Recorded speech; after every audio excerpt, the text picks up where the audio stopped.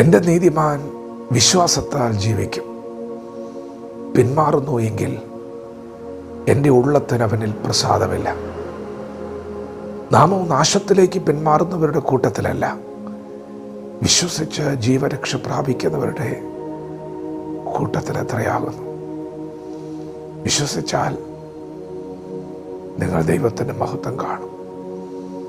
വിശ്വസിക്കുന്നവർക്ക് മാന്യതയുണ്ട്.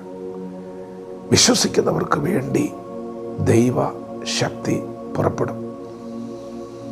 സുവിശേഷത്തെക്കുറിച്ച് എനിക്ക് ലജ്ജയില്ല. അത് വിശ്വസിക്കുന്ന ഏവനെയും രക്ഷിക്കുന്ന ദൈവശക്തിയാണ്. നിങ്ങൾ വിശ്വസിച്ചാൽ ഇന്ന് പകൽ നിങ്ങൾ രക്ഷ പ്രാപിക്കും. എന്നാൽ നിങ്ങൾ പിന്മാറിയാൽ അത് നാശമാണ്. യേശുക്രിസ്തു മാത്രമാണ് വഴി. യേശുക്രിസ്തുവാണ് സത്യം. യേശുവാണ് ജീവൻ. പ്രിയപ്പെട്ടവരെ, യേശു ഈ ഭൂമിയിൽ വന്നത് നമുക്ക് ജീവൻ നൽകാനാണ്, സമൃദ്ധമായ ജീവൻ നൽകാൻ. നിങ്ങളെ വിളിച്ചത് യേശുവാണ്. നിങ്ങൾ ആരെയാണ് മുന്നിൽ കാണുന്നത്? അതിനുവേണ്ടി ദൈവം പലരും ഉപയോഗിച്ചിട്ടുണ്ടാകാം. പക്ഷെ നിങ്ങളോട് ഇതുവരെ സംസാരിച്ചത് യേശുവാണ്. നിങ്ങളുടെ കൂടെ ഇരുന്നത് യേശുവാണ്. പ്രിയപ്പെട്ടവരെ, നിങ്ങൾ പുറകോട്ട് പോകരുത്. ആ വിളിക്കകത്ത് മുൻപോട്ട് പോകാനുള്ള ശക്തിയുണ്ട്. നിങ്ങൾ വിശ്വസിക്കുക. നിങ്ങൾ ദൈവത്തിൽ ആശ്രയിക്കുക. ആ വിളിക്കകത്ത് ശക്തിയുണ്ട്. മുൻപോട്ട് പോകാനുള്ള ശക്തിയുണ്ട്. ദൈവഭക്തനായിരുന്ന ദാവീദ് പറഞ്ഞു, നിന്നാൽ ഞാൻ പടക്കൂട്ടത്തിന് നേരെ പാഞ്ഞു ചെല്ലും. എൻ്റെ ദൈവത്താൽ ഞാൻ മതിൽ ചാടിക്കടക്കും.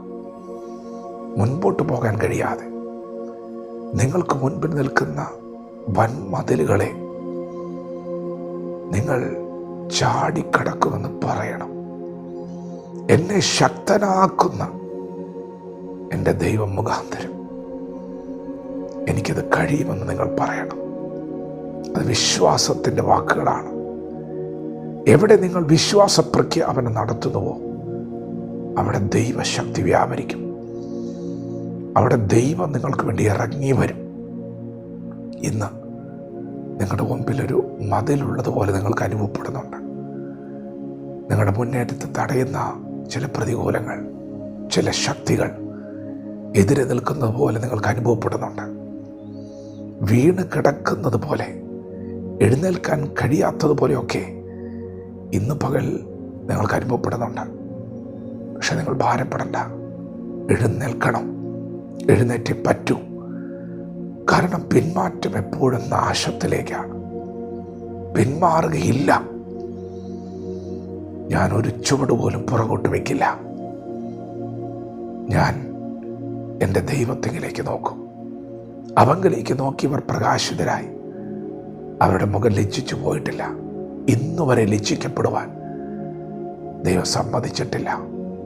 ദൈവം നിങ്ങൾക്ക് വേണ്ടി ഒരുക്കി വെച്ചിട്ടുണ്ട്. ഇങ്ങനെ ക്ഷമയോടെ കാത്തിരിക്കുന്ന, ദൈവത്തിൽ ആശ്രയിക്കുന്ന നിനക്ക് വേണ്ടി ഒരു കരുതൽ ദൈവം വെച്ചിട്ടുണ്ട്. അത് ദൈവശക്തിയാണ്. അത് അഭിഷേകമാണ്. അത് കൃപയാണ്. നിങ്ങളത് കാണാൻ പോവുകയാണ്. ദൈവത്തിനായി കാത്തിരിക്കുന്നവരേവരും ഭാഗ്യവാന്മാരാണ്.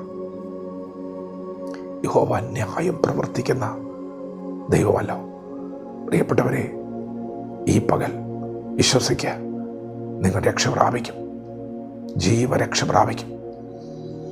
അങ്ങനെ രക്ഷപ്പെട്ട ഒരു വലിയ കൂട്ടം നിങ്ങളുടെ ചുറ്റും നിൽക്കുന്നുണ്ട്. അവരൊക്കെ വിശ്വസിച്ച് ചുവടുകൾ വെച്ചവരാണ്. വിശ്വാസത്തോടെ മുൻപോട്ട് ചുവടുകൾ വയ്ക്കാം. ദൈവം നിങ്ങളോട് കൂടെയുണ്ട്. വചനത്തോട് പ്രതികരിക്കാം. ദൈവം നമ്മെ ഓരോരുത്തരും ഈ പകൽ അനുഗ്രഹിക്കുമാറാകട്ടെ. ആമേൻ.